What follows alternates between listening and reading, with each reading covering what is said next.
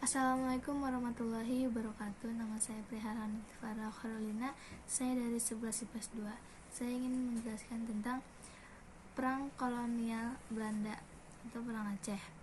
Kesultanan Aceh menolak untuk menyerahkan tanah Aceh kepada Belanda karena penolakan itu membuat Belanda semakin ingin menguasai tanah Aceh, sehingga Belanda mengirim surat pernyataan perang.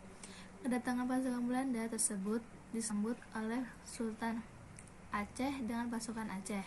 Dalam jangka 2 minggu, Belanda pun berhasil menduduki istana Aceh. Meski Belanda telah menduduki istana, Aceh masih melanjutkan perlawanan terhadap Belanda. Bersama Tengku Cit Ditiro sebagai pemimpinnya, perang Aceh berlangsung pada tahun 1878 dan 1873 Belanda menyerang dan berakhir pada 1904. Perang pertama kedua ini adalah perang total dan frontal. Perang ini dipimpin oleh Panglima Polim dan Sultan Mahmud Shah melawan Belanda yang berada di bawah kepemimpinan Mayor Jenderal Khalil. Petang ke Aceh kedua. Sejarah perang Aceh memasuki babak kedua di mana Belanda di bawah pimpinan Jenderal Jan van Swieten berhasil menduduki Keraton Sultan pada 26 Januari 1874. Keraton dijadikan sebagai pusat pertahanan Belanda. Untungnya, sebelum itu Sultan dan keluarga sudah melarikan diri dari Leubata. Perang Aceh ketiga. Dalam sejarah perang Aceh, perang dilanjutkan melalui cara gerilya berupa perang fisabilillah. Perang gerilya berlangsung hingga 1903 yang dipimpin Tengku Umar, Panglima Polim, dan Sultan Aceh. Tengku Umar terus memimpin serangan ke pos-pos Belanda sehingga dapat menguasai Meulaboh pada 1882.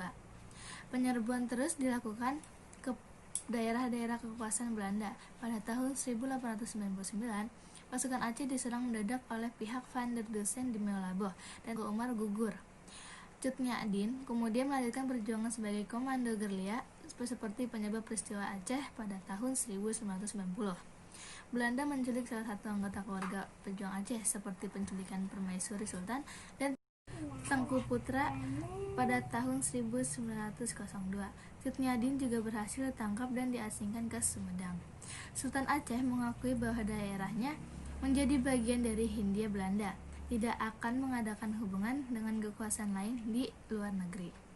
Sultan Muhammad Dawud Shah kemudian diasingkan ke Batavia dan meninggal 6 Februari 1939. Sejarah perang Aceh melawan Belanda menurut sejumlah sumber berlangsung hingga tahun 1904, yaitu hingga runtuhnya sejarah kerajaan Aceh. Namun, berbagai perlawanan masih tetap dilakukan rakyat Aceh secara kelompok dan perorangan hingga menjelang kedatangan Jepang ke Indonesia. Penyebab penyerangan Aceh terhadap Belanda, yang pertama itu Belanda menduduki daerah Siak akibat dari perjanjian Siak pada tahun 1858.